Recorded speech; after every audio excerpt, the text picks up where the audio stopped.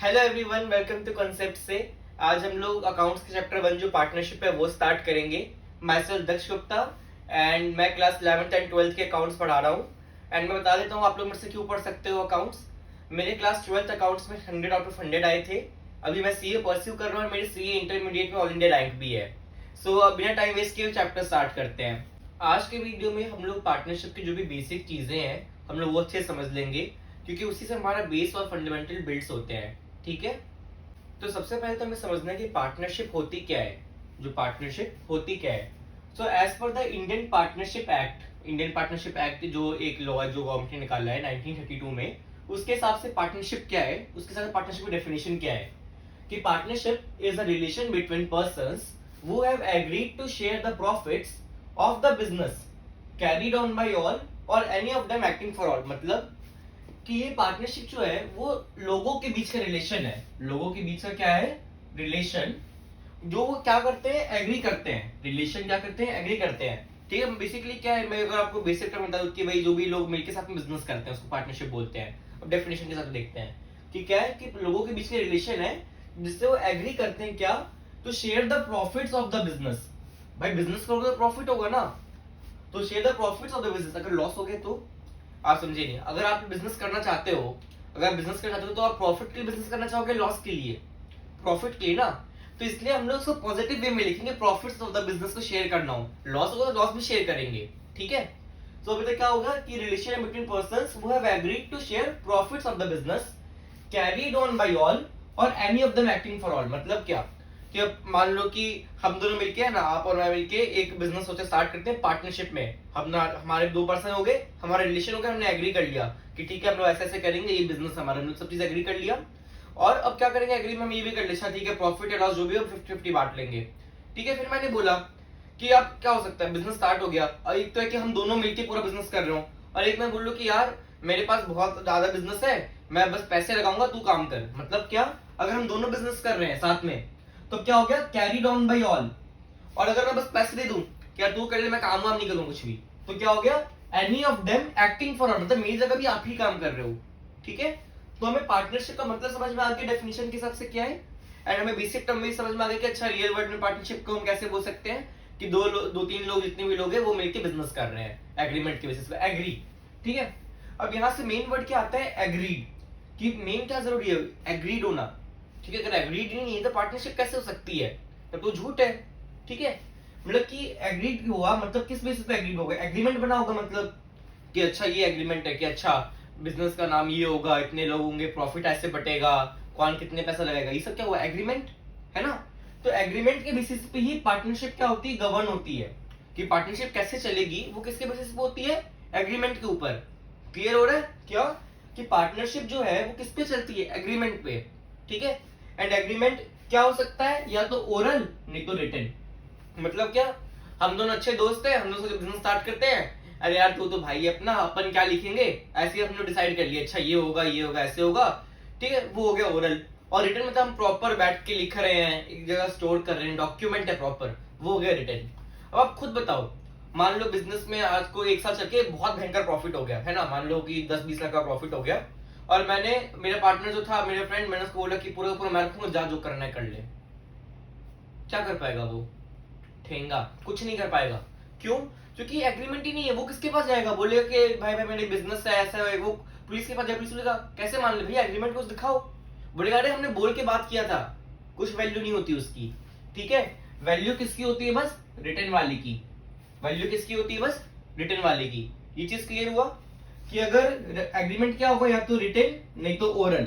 And oral वाले की value क्या है, 0। ओरल वाले की वैल्यू क्या है, 0। ठीक है, तो अगर मान लो ओरल एग्रीमेंट हो गया, तब पार्टनरशिप को गवर्न कौन करेगा, पार्टनरशिप को गवर्न कौन करेगा, वो जो हमारा इंडियन पार्टनरशिप एक्ट है वही गवर्न करेगा, जो भी लॉ में लिखा हुआ होगा वही गवर्न करेगा। ठीक है, और अच्छा, और अगर रिटन एग्रीमेंट है तो रिटन एग्रीमेंट गवर्न करेगा। और रिटन एग्रीमेंट को ही क्या बोलते हैं, पार्टनरशिप डीड। रिटन एग्रीमेंट को ही क्या बोलते हैं, पार्टनरशिप डीड, पार्टनरशिप डीड। ठीक है, अभी तक हमने जितना भी पढ़े एक बार रिवाइज कर लेते हैं। सो पार्टनरशिप का डेफिनेशन देख लिया क्या है, कि it is a relation between persons के बीच का रिलेशन है जो एग्री करते हैं, क्या क्या चीज का एग्री करते हैं, तो share the profits of the business ठीक है। एंड बिजनेस कौन चलाएगा, या तो हम दोनों मिलके, नहीं तो आप मेरी जगह एक्ट कर लेना, carried on by all और any of them acting for all, ठीक है। अब हम समझे कि मेन वर्ड क्या है इसमें, एग्रीड, कि एग्रीमेंट होना बहुत जरूरी है, ठीक है। और एग्रीमेंट क्या हो सकता है, या तो ओरल नहीं तो रिटन। एग्रीमेंट क्या हो सकता है, ओरल नहीं तो रिटन। ओरल की वैल्यू कितनी है, 0, और तो फिर अगर ओरल हो गया, मान लो ओरल एग्रीमेंट हो गया, तब फिर गवर्न कौन करेगा, तब गवर्न करेगा इंडियन पार्टनरशिप एक्ट 1932, जो हमारा इंडियन पार्टनरशिप है। और अगर रिटन हुआ तो रिटन वाला ही गवर्न करेगा, मतलब कौन, पार्टनरशिप डीड। रिटन को क्या बोलते हैं, पार्टनरशिप डीड, ठीक है। अब हम लोग थोड़ा पार्टनरशिप डीड के बारे में समझते हैं। तो अब हम पार्टनरशिप डीड देखते हैं क्या होता है। हमें जब अभी तक एक चीज समझ में आ गई है कि पार्टनरशिप डीड क्या होता है, रिटन एग्रीमेंट। पार्टनरशिप डीड क्या होता है, रिटन एग्रीमेंट। और ये क्या करता है, ये गवर्न करता है पार्टनरशिप को, ये गवर्न करता है पार्टनरशिप को। एंड पार्टनरशिप डीड के अंदर क्या क्या आता है, क्या क्या आता है, जैसे कि डिस्क्रिप्शन ऑफ बिजनेस, हम लोग क्या बिजनेस करेंगे। डिस्क्रिप्शन ऑफ पार्टनर्स, कौन कौन पार्टनर, पार्टनर का नेम, एड्रेस, पैन नंबर, आधार नंबर, ये सब चीजें, ठीक है। प्रॉफिट शेयरिंग रेशियो, कि आज को प्रॉफिट या लॉस हुआ तो वो किस रेशियो में शेयर होगा, हमारे बीच किस रेशियो में शेयर होगा। सैलरी, अब पार्टनर हो सकता है सैलरी मांगे, पार्टनर बोलते हैं, अगर मान लो हम हमेशा क्या एज्यूम करते हैं, पहले आप ये बताओ कि हमारा बेसिक सबसे मेन एजम्पशन क्या होता है कि बिजनेस और ओनर अलग अलग है ना। तो सेम यहाँ पे भी चलेगा कि पार्टनरशिप फर्म और जो पार्टनर्स है वो अलग अलग है, ठीक है। तो वो पार्टनर्स वो बोलेंगे अगर मैं यहाँ पे काम कर रहा हूँ, उसकी जगह मैं कहीं और काम करता हूँ, सैलरी मिलती, तो मेरे को यहाँ पे भी सैलरी चाहिए, मैं यहाँ पे भी काम कर रहा हूँ, तो सैलरी किस पार्टनर कितनी होगी, ठीक है। इंटरेस्ट ऑन ड्रॉइंग, वही इतना मेन कंसेप्ट क्या है, पार्टनर और पार्टनरशिप फर्म क्या है, अलग अलग डिफरेंट एंटिटी है ना। तो अगर पार्टनर ने कुछ ड्राइंग कर ली तो फिर फर्म बोलेगा कि भाई आपने रुपए ले लिए, अगर मेरे रुपए बैंक में लगाते तो मेरे को पैसे मिलते, मेरे को इंटरेस्ट मिलता, तो मैं आपसे भी इंटरेस्ट लूंगा। वही हो गया इंटरेस्ट ऑन ड्राइंग, कि कितने परसेंट लगेगी, ये कौन बताएगा, जो हमारी डीड है वो बताएगी। वैसे ही सिमिलरली इंटरेस्ट ऑन कैपिटल, कि कैपिटल है उस पर क्या इंटरेस्ट लगेगा, आपने पार्टनर बोलेगा कि यार मैंने बिजनेस में 10 लाख रुपए लगाए हुए हैं, अगर मैं यहाँ की जगह बैंक में लगाता तो मेरे को 6% का इंटरेस्ट मिलता, तो मेरे को तेरे से भी 6% इंटरेस्ट चाहिए, that is interest on capital, ठीक है। ये सब चीज कौन बताएगा, partnership deed. Interest on loan, अब मान लो कि एक हुआ कि पार्टनर ने बिजनेस में कैपिटल लगाया है, ठीक है, ये तो हो गया, कैपिटल इधर आ गया। अब मान लो कि पार्टनर ने बिजनेस में लोन ही दिया है कि अच्छा मैंने लोन दिया तेरे को, तो बस लोन पे भी तो पार्टनर इंटरेस्ट मांगेगा ना, क्योंकि लोन अगर मान लो जो फर्म है वो बैंक से लेता है, उससे जगह अगर पार्टनर ने लोन दे दिया फर्म को, तो फर्म भी पार्टनर को वापस लोन में थोड़ा इंटरेस्ट देगा, that is interest on loan. उस पे भी कुछ चाहिए, कितना परसेंटेज होगा, क्या होगा, वो सब कौन बताएगा, पार्टनरशिप डीड। फिर सेटलमेंट है कि मान लो हमारा अभी लिख लिया कि अच्छा मान लो आज से 3 साल बाद अगर हमारे बीच में झगड़ा हो गया या कभी भी झगड़ा हुआ तो हम लोग बंद कैसे करेंगे धंधा को, उसके भी लिखे होना चाहिए, वरना तो ऐसे ही बोलते ना, कि बोलते नहीं है आधे आधा जो भी केस हुए ऐसे ही पड़े हुए बिजनेस के, एक पार्टनर दूसरे पार्टनर को धोखा दे दिया, ये दे दिया, वो दे दिया। उसके धोखा सबसे बचने के लिए क्या होता है, डीड होता है। क्यों, क्योंकि इसमें हम ये भी डालते हैं सेटलमेंट कैसे होगी, कि आज का बिजनेस बंद हो गया तो जो भी अकाउंट है वो बंद कैसे करेंगे, किसको कितने पैसे मिलेंगे, वो भी हम लोग यहीं पे लिख देते हैं, तो लीगल हो जाता है, ठीक है। तो हम लोग क्या क्या समझे, क्या क्या आ सकते हैं इसमें, description of business, partners, profit sharing ratio, salary, salary हम समझ गए, जो पार्टनर मांगेगा अपने फर्म से कि मैं काम कर रहा हूँ मेरे को सैलरी दो। इंटरेस्ट ऑन ड्राइंग, कि अगर पार्टनर ने ड्राइंग की है तो फर्म मांगेगा पार्टनर से इंटरेस्ट दो, इस पर थोड़ा पैसे दो। Same interest on capital, partner मांगेगा कि भाई मैंने पैसे लगाए हैं, उनको पैसे चाहिए थोड़े से। लोन, पार्टनर ने बिजनेस को लोन दिया है तो लोन पे थोड़ा इंटरेस्ट भी लेगा। एंड सिमिलरली सेटलमेंट्स के लास्ट में फाइनल सेटलमेंट होनी होगी तो कैसे होगी, तो ये सब हमारी क्या करती है, पार्टनरशिप डीड कवर करती है, ठीक है।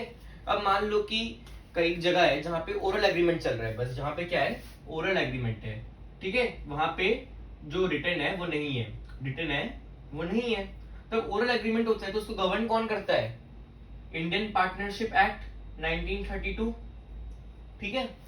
अब मान लो कि रिटर्न है, तब तो आप लोग बोल दिए, मान लो हम दोनों पार्टनर है बस, तो हमने बोल दिया कि अच्छा जो प्रॉफिट है ना वो शेयर करेंगे 3:2 में, 3 हिस्से मैं रखूंगा, 2 हिस्से तुम रखोगे। मैंने बोला, हमने रिटर्न एग्रीमेंट में लिखा प्रॉफिट शेयरिंग रेशियो क्या होगा, 3:2। मान लो ए मैं हूं और बी आप हो, कि ए और बी के बीच में प्रॉफिट शेयरिंग रेशियो क्या होगा, 3:2, ठीक है। ये कब, जब हम लोग रिटर्न में लिखे हुए हैं। अगर रिटर्न नहीं लिखे हुए तो पता है गवर्न कौन करेगा, एक्ट। और एक्ट पता है क्या बोलता है, क्या कुछ नहीं लिखा हो, कुछ नहीं मतलब अगर रिटर्न नहीं है तो पार्टनरशिप रेशियो पता क्या होगी, 1:1। मतलब क्या, 1:1 होगी, बराबर बटेगा प्रॉफिट, अगर रिटर्न एग्रीमेंट नहीं है तो, ठीक है। ये नुकसान हो गया एक, और क्या नुकसान हुआ। अब सैलरी है कि सैलरी मैं मांगूंगा, ठीक है, मैं लिखा हुआ यहाँ पे कि मैं काम करता हूं एक्टिव, मेरे को मिलेगी 20,000 पर मंथ की सैलरी, ठीक है, तो मेरे को मिलेगी। मगर यही चीज अगर मैंने रिटर्न एग्रीमेंट नहीं लिखा हुआ तब मेरे को सैलरी नहीं मिलेगी, नो सैलरी, ठीक है। इंटरेस्ट ऑन ड्राइंग और इंटरेस्ट ऑन कैपिटल लेना देना वाला दोनों। अब हम लोग लिखे अच्छा इंटरेस्ट ऑन ड्राइंग होगी तो मैं 5% पर एनम पे दूंगा और इंटरेस्ट ऑन कैपिटल आप मुझे 8% पर एनम पे दोगे, ठीक है। मैंने लिखा हुआ है एग्रीमेंट में। अगर लिखा हुआ नहीं है तो no interest, both no interest, ठीक है। और इंटरेस्ट ऑन लोन मैंने लिखा हुआ अच्छा मैं तेरे को लोन दिया है तो मेरे को लोन पे इंटरेस्ट चाहिए 10% पर एनम, 10% पर एनम। तो यहाँ पे क्या होगा, अगर कुछ एग्रीमेंट नहीं है, रिटर्न एग्रीमेंट नहीं है, तो पता है कितना होगा यहाँ पे, ये होगा 6% पर एनम, ठीक है। तो ये आप लोगों को समझ में आया कि रिटर्न एग्रीमेंट होना कितना जरूरी है, कि हम लोग रिटर्न एग्रीमेंट होगा तभी जो चीज जैसे चाहे वैसे करेंगे। अगर रिटर्न एग्रीमेंट नहीं है तो profit sharing ratio 1:1, profit sharing ratio 1:1, salary नहीं मिलेगी, इंटरेस्ट ऑन ड्राइंग और इंटरेस्ट ऑन कैपिटल नहीं मिलेगा। और अगर इंटरेस्ट ऑन लोन है तो कितना मिलेगा, 6% पर एनम। इंटरेस्ट लोन कितना मिलेगा, 6% पर एनम। अब पता है यहाँ पे क्या होता है, हमेशा बहुत बार क्वेश्चन में दिया हुआ होगा कि इंटरेस्ट पार्टनर ने लोन दिया है 1 लाख और इंटरेस्ट ऑन लोन है 10% and there is no written agreement, what is the interest on loan amount.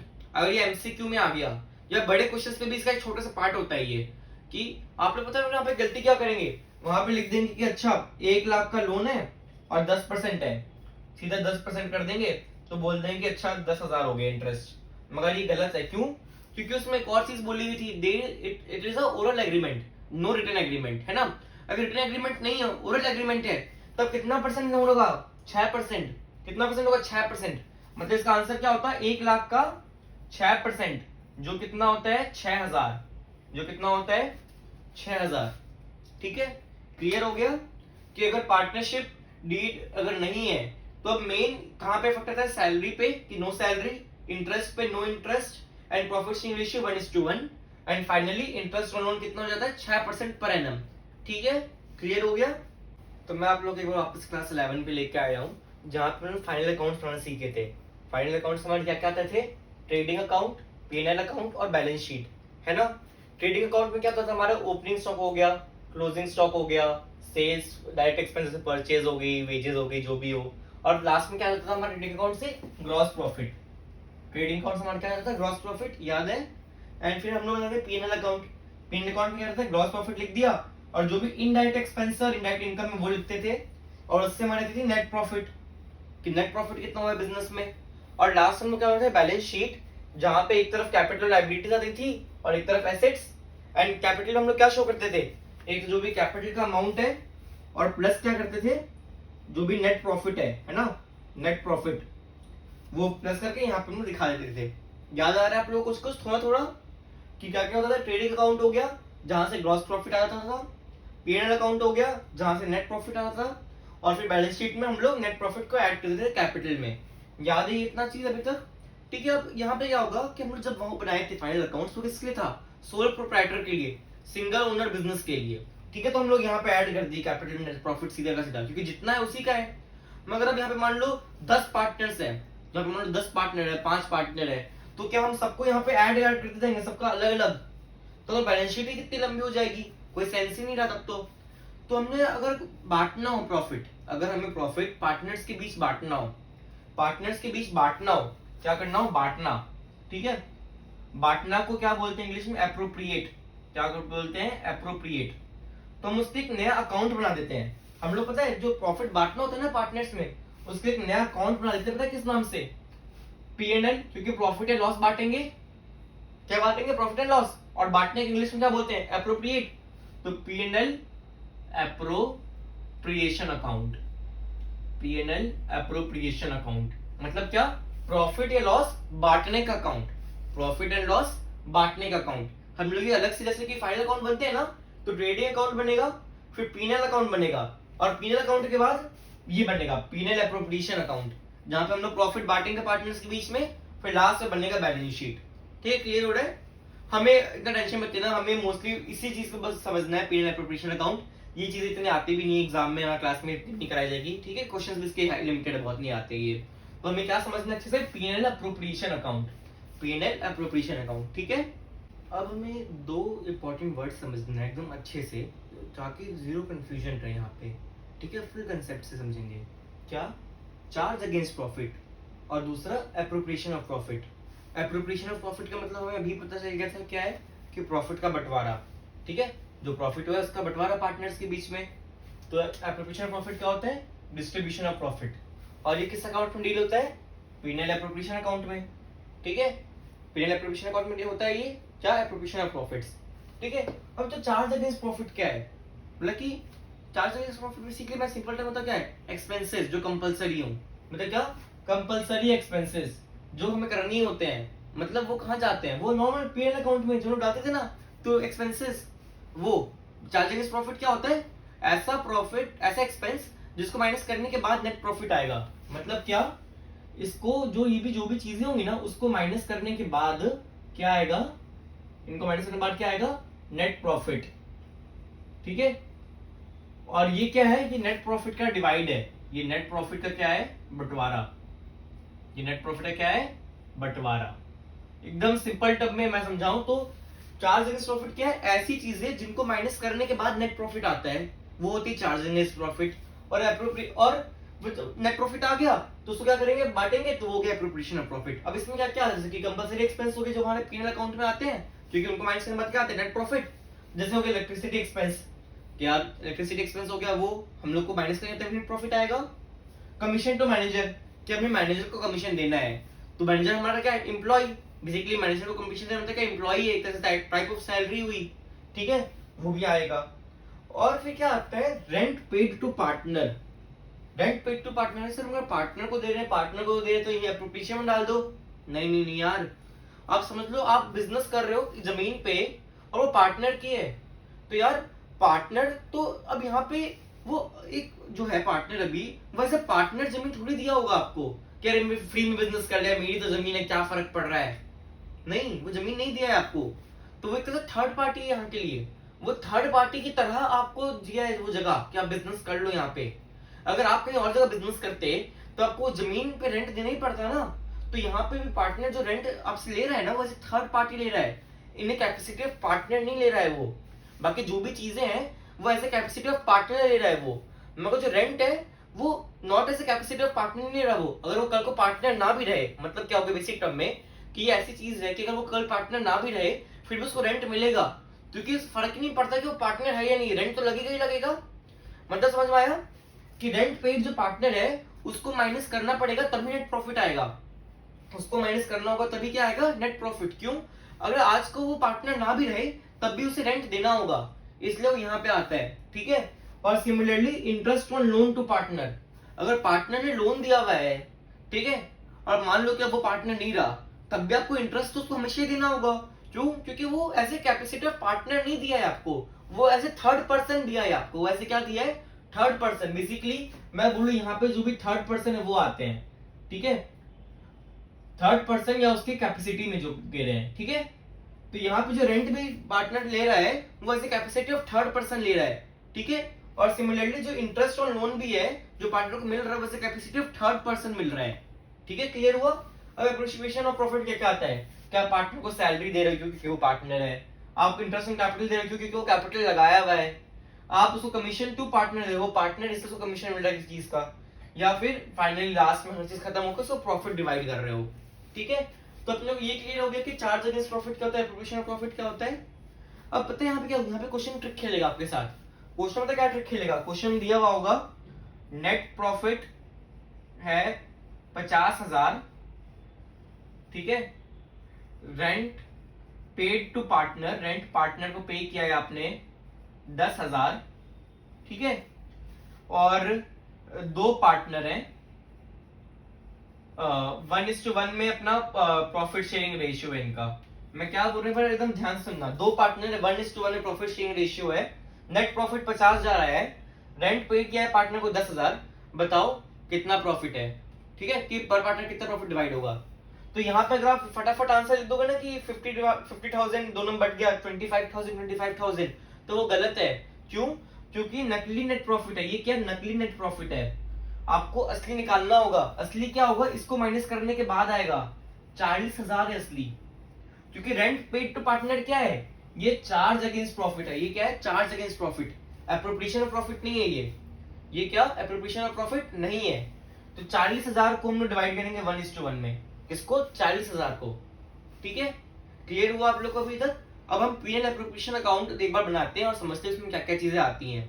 ठीक है, तो हमारे सामने अब पीएनएल एप्रोप्रिएशन का पूरा फॉर्मेट है, जो हम सारे के सारे टर्म्स समझ लेंगे एंड इस पे एक क्वेश्चन भी कर लेंगे, फिर हम आज का क्लास रैप कर लेंगे। ठीक है, सो पीएनएल एप्रोप्रिएशन क्या था, प्रॉफिट का बंटवारा। तो प्रॉफिट होगा तो क्या हो गया, नेट प्रॉफिट आएगा। तो ये हम सबसे पहले लिखे by net profit, by PNL account से क्या आ गया, नेट प्रॉफिट आ गया। अगर नेट लॉस हुआ तो नेट लॉस इस तरफ आ जाएगा, टू पीएनएल अकाउंट से नेट लॉस। ठीक है, ये साइड कौन सी होती है, पहली क्रेडिट, ये वाली डेबिट। अब वही आप लोग की अंडरस्टैंडिंग के लिए, ताकि इजी रहे, आप लोग उसको पीएनएल अकाउंट के तरह ही बना के सोचना कि जो भी हमारी इनकम होती है वो क्रेडिट करते हैं, जो भी एक्सपेंस होती है वो डेबिट करते हैं। आप लोग थोड़ा सा इस बेसिस पे चलोगे तो आप लोग को समझने में इजी रहेगा। तो भाई अगर नेट प्रॉफिट हुई तो इनकम है, तो क्रेडिट साइड में लिख देंगे अमाउंट। एंड अगर लॉस आ गया, नेट लॉस आ गया, तो लॉस क्या होती है, लॉस क्या करते हैं, डेबिट, तो डेबिट साइड आ गया टू नेट लॉस हुआ तो। ठीक है, अब इंटरेस्ट ऑन ड्राइंग अगर इंटरेस्ट ऑन ड्राइंग हुई तो वो फर्म के लिए क्या हुई, इनकम, क्योंकि पार्टनर पे करेगा फर्म को, फर्म के लिए क्या हुई, इनकम। इनकम क्या करते हैं, क्रेडिट। तो बाय इंटरेस्ट ऑन ड्राइंग, जो ए मान लो ए और बी पार्टनर है, तो जितना जितना अमाउंट देंगे वो कर देंगे यहाँ पे हम क्रेडिट। ठीक है, सिमिलरली अगर कैपिटल पे इंटरेस्ट देना पड़ गया, फर्म कैपिटल पे इंटरेस्ट देता है, तो फर्म का एक तरह से क्या हो गया, ये एक्सपेंस, एक तरह से एक्सपेंस हो गया, तो इसको करते हैं डेबिट। तो यहाँ पे डेबिट साइड आ गया ए और बी। ऐसी सैलरी फर्म पे करेगा, फर्म के लिए एक तरह से एक्सपेंस है, तो सैलरी भी इस तरह आ गई, ए और बी को जितनी जितनी सैलरी मिलेगी वो आ गई। कमीशन, किसी पार्टनर को जितना कमीशन मिलना होगा। जनरल रिजर्व, मान लो पार्टनर्स ने डिसाइड किया है कि हम लोग साल का हमेशा प्रॉफिट का कुछ परसेंटेज, 10% जनरल रिजर्व में डालेंगे, जो हमें डिवाइड नहीं होगा, जो अलग से रखा रहेगा अनसर्टनिटीज के लिए, कि कुछ एक कुछ हो गया तो वहां से पैसे ले सके। तो जनरल रिजर्व में उतने पैसे ट्रांसफर हो गए। तो इंटरेस्ट और लोन, किसी पार्टनर ने लोन दिया हुआ तो इस पे इंटरेस्ट आ गया। ये यहाँ नहीं आएगा, ये आप लोग क्या देख रहे हो, ये यहाँ नहीं आएगा। ये क्या है, ये एप्रोप्रिएशन अकाउंट है, एंड ये कहां जाता है, ये पीएनएल अकाउंट में जाएगा। ये किधर जाएगा, पीएनएल अकाउंट में। क्यों, क्योंकि चार्ज अगेंस्ट प्रॉफिट है, एप्रोप्रिएशन नहीं है। ठीक है, ये चार्ज अगेंस्ट प्रॉफिट है, यहाँ पे मैं ये ऐसे लिखा हुआ था, ये यहाँ पे नहीं आता है। ठीक है, और फाइनली लास्ट में क्या आता है, प्रॉफिट ट्रांसफर या लॉस ट्रांसफर होगा। प्रॉफिट होगा तो ए और बी को कितना प्रॉफिट मिल रहा है, नहीं तो लॉस हो रहा है तो ए और बी को कितना लॉस मिल रहा है। ठीक है, इस पे हम भी क्वेश्चन फटाफट से देख लेते हैं। सो अब हम एक क्वेश्चन देख लेते हैं। तो क्वेश्चन क्या बोल रहा है कि अमन एंड बोमन आर पार्टनर्स। ठीक है, अमन एंड बोमन को हम लोग ए और बी मान लेते हैं। तो सबसे पहले हम लोग क्या लिख लेंगे कि ए और बी पार्टनर है। ठीक है, आगे क्या बोल रहा है, शेयरिंग प्रॉफिट्स इक्वली, मतलब क्या, प्रॉफिट शेयरिंग रेशियो क्या है इनका, 1:1। ठीक है, फिर आगे business is being carried from the property owned by A, मतलब क्या, बिजनेस जिस प्रॉपर्टी में हो रहा है उस प्रॉपर्टी का मालिक कौन है, ए। ठीक है, और उसको रेंट मिल रहा है, ए के प्रॉपर्टी बिजनेस हो रहा है, उसको क्या मिल रहा है, रेंट मिल रहा है, कितने का, 24,000 साल का, तो रेंट मिल रहा है। ठीक है, रेंट किसको मिल रहा है, ए किसको मिल रहा है, ए को, कितना, 24,000। ठीक है, आगे और क्वेश्चन फिर क्या बोल रहा है, Aman is to get salary of 1,20,000 per annum and Boman to get commission 5% of net sales. तो पहली बात तो ठीक है, अमन को सैलरी कितनी मिल रही है, 1,20,000। अमन को कितनी सैलरी मिल रही है, 1,20,000। ठीक है, और बी को क्या मिल रहा है, कमीशन मिल रहा है। बी को मिल रहा है कमीशन किस चीज का, commission 5% of net sales, 5% of किसका, नेट सेल्स। नेट सेल्स कितना है, 30 लाख। नेट सेल्स कितना है, 30 लाख। तो 30 लाख का 5% कितना होता है, 1,50,000। ठीक है, तो बी को क्या मिल रहा है, कमीशन मिल रहा है 1,50,000। ठीक है, फिर आगे profit for the year ended before providing rent. Before providing rent मतलब क्या, कि रेंट देने से पहले जो प्रॉफिट आया है वो कितना है, 5 लाख। तो प्रॉफिट अभी कितना आ रहा है, 5 लाख। ठीक है, अब हमें कुछ नहीं करना, हमें फटाफट से क्या करना है, पीएनएल एप्रोप्रिएशन अकाउंट बनाना है। तो P&L एप्रोप्रिएशन देखो कैसे बन जाएगा हमारा एकदम फटके से। P&L एप्रोप्रिएशन अकाउंट ये रहा, हम लोग तो जो पढ़े वही आ रहा है। सबसे पहली बात नेट प्रॉफिट हुआ, तो नेट प्रॉफिट इस साइड आता है, इस साइड आ जाएगा क्या by P&L account. P&L account कितना 5 लाख, नहीं 5 लाख नहीं आएगा। 5 लाख में से हमें पहले क्या करना होगा, माइनस करना होगा क्या, रेंट। क्यों, क्योंकि रेंट क्या है, रेंट क्या है, चार्ज अगेंस्ट प्रॉफिट। ये क्या है, चार्ज अगेंस्ट प्रॉफिट, तो वो तो पहले माइनस करना होगा। तो यहाँ पे 5 लाख नहीं लिख सकते, हम लोग यहाँ पे लिखेंगे ब्रैकेट में पहली 5 लाख माइनस 24,000। 5 लाख माइनस 24,000 कितना होता है, 4,76,000। ये होगा हमारा P&L अकाउंट, यहाँ पे इतना आएगा। चलो ठीक है, हमने ये कर लिया। अब क्या है, सैलरी को मिल रही है, तो हम लिख देंगे टू सैलरी, ठीक है। ए को कितनी मिल रही है, 1,20,000, ठीक है। फिर ये भी हमने कर लिए। फिर कमीशन के लिए बी को कितनी, 1,50,000 टू कमीशन। कमीशन किसको मिल रही है, बी को कितनी, 1,50,000, ठीक है। और कुछ है, और कुछ तो है नहीं। अब बस अब ये देखोगे तो थोड़ा प्रॉफिट बच रहा है, वो प्रॉफिट क्या करेंगे, डिवाइड। डिवाइड कितने में, 1:1 में। तो क्या हो गया, टू प्रॉफिट ट्रांसफर्ड। ट्रांसफर किसको होगा, ए को और बी को, ठीक है। इसमें ट्रांसफर करेंगे कि यहाँ पे टोटल क्या हो जाए, इक्वल। टोटल क्या हो जाए, इक्वल कितना, 4,76,000। यहाँ पे भी कितना आ जाए, 4,76,000। तो फिर ये कितना होगा, इन दोनों का सम होना चाहिए 2,06,000। 2,06,000 मतलब क्या, ए और बी को 2,06,000 बांटने हैं 1:1 पे। मतलब क्या, 2,06,000 को इक्वल बांटना है, मतलब 1/2। कितना होता है, 1,03,000। तो ए को कितना मिलेगा, 1,03,000, और बी को कितना मिलेगा, 1,03,000। क्लियर हुआ आप लोग को। तो यहाँ पे हम लोग P&L एप्रोप्रिएशन का एक छोटा सा क्वेश्चन भी देख लिए हैं। और नेक्स्ट क्लास में अब हम लोग P&L एप्रोप्रिएशन इन डेप्थ में पूरा का पूरा कर लेंगे। हर चीज की थोड़ी थोड़ी एडजस्टमेंट होती है, वो सब चीजें हम लोग समझ लेंगे। आई होप आप लोग को ये क्लास अच्छी लगी हो। अगर अच्छी लगी हो तो please like, subscribe and comment करना। And all the best.